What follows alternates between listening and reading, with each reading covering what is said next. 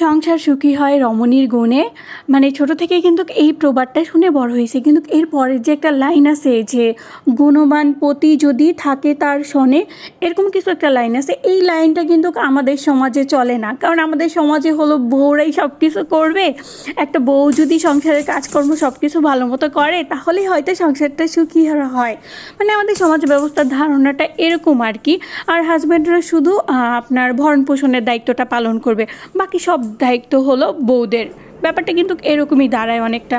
কিন্তু বাস্তবে একটা মেয়ে তার স্বামীর কাছ থেকে কী চায় বা কী করলে সংসার সুখীর হবে সেই ধারণাটুকু মানে আমাদের সমাজ আমাদেরকে দেয় না।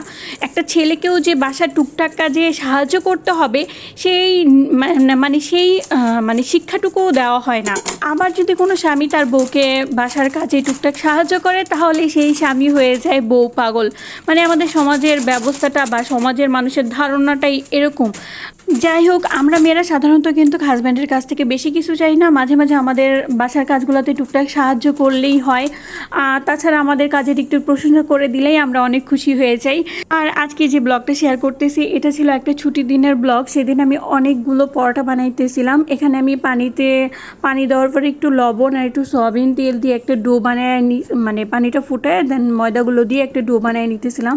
এখানে আমি মনে হয় 2-3 দিনের জন্য একসাথে পরোটা বানাইতেছিলাম, যার জন্য সেদিন আমাকে অনেক বেশি মানে অনেকগুলো রুটি বানাইতে হয়েছিল। দেন আমি রুটি বানাইছিলাম। তারপর সেদিন যেটা হয়েছিল, আমার হাজব্যান্ড আমার কাজে সাহায্য করতেছিল। প্রায় সময় এমন হয় যেদিন আমি রুটি বানাই অনেকগুলো, সেদিন দেখা যায় যে ভাজার কাজটা ওই করে।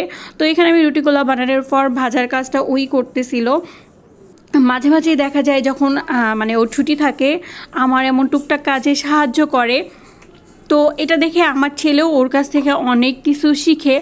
ইভেন ও যখন বাসায় না থাকে তখন সেই কাজগুলো দেখা যায় যে আমার ছেলে আমাকে সাহায্য করে। মাঝে মাঝে দেখা যায় দুপুরে খাওয়ার পর আমার প্লেট বাটি ধুইতে ইচ্ছা করে না, তখন দেখি কোন ফাঁক দিয়ে আমার ছেলে যে ওই প্লেট বাটিগুলো ধুয়ে ফেলে।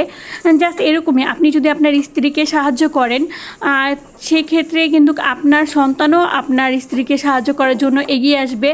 ইভেন সে এই জিনিসটা তার যখন সংসার হবে সে এই জিনিসটা কিন্তু কাজে লাগাবে, সেও তার স্ত্রীকে কিন্তু সাহায্য করবে। মানে এই জিনিসগুলো কিন্তু ফ্যামিলি থেকেই আসে। যাই হোক, আমি বুঝিয়ে বলতে পারছি কি না। তো সেদিন যেহেতু ছুটির দিন ছিল আমি একটু গরু মাংস রান্না করতেছিলাম। আর আমার বাসায় আমি যখনই গরু মাংস রান্না করি এভাবে হাতে মাখিয়ে বসাই দিই। আমার কাছে এটাই সহজ আর এটাই মজার মনে হয়। তো এখানে আমি রেগুলার সব মশলা টশলা দিয়ে জাস্ট হাতে এভাবে মাখিয়ে পানি দিয়ে বসাই দিব। আর এটা আমি খুব সময় নিয়ে রান্না করি। আমার কাছে মনে হয় গরু মাংসটা যদি একটু সময় নিয়ে ভালো করে কষায় রান্না করা হয় এটার টেস্ট কিন্তু অনেক বেশি ভালো আসে। তো এখানে আবার আমি গরু মাংসটা এই যে ভালো করে কষায় নিতেছিলাম। গরু মাংস কষানোর পর এটা যেহেতু গরু মাংস হতে অনেক বেশি সময় লাগে, তো আমি চলে গেছিলাম অন্যান্য কাজ করার জন্য। অন্যান্য কাজ বলতে সেদিন আবার আমার হাজব্যান্ড অনেকগুলো শাক নিয়ে আসছিল। এখানে আমি টিভি দেখতেছিলাম আর শাকগুলা কুটাকুটি করতেছিলাম। এখানে ছিল মূলা শাক, সরিষা শাক, ধনে পাতা, পালং শাক।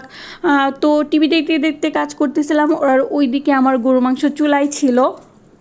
আর আজকের ভিডিওতে যদি আমার কোনো কথায় কেউ কষ্ট পেয়ে থাকো তার জন্য আমি দুঃখিত। আমি জানি না আমি কি বলছি বা বুঝায় বলতে পারছি কি না, যে ব্যাপারটা সবার সাথে শেয়ার করতে চাইছি।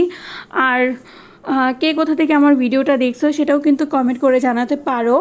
তো এই যে এখানে আমি বসে বসে শাক বাছতেছিলাম। এগুলা ক্লিন করতে আমার প্রায় ঘন্টাখানিকের মতো সময় চলে গেছিলো। তারপর এই যে এখানে আমি একটু সরিষা শাক ভাজি করে দিয়েছিলাম। ফার্স্টে লবণ দিয়ে সরিষা শাকগুলোকে আমি একটু সেদ্ধ করে তারপর এই যে পেঁয়াজ রসুনে এভাবে বাগার দিতেছিলাম। এভাবে এই শাকটা রান্না করলে কিন্তু অনেক বেশি মজা হয়। আর আজকের ভিডিওটা কে কোথা থেকে দেখছো আর ভিডিওটা কেমন লাগছে সেটাও কিন্তু কমেন্ট করে জানাতে ভুলবা না। আল্লাহ হাফেজ।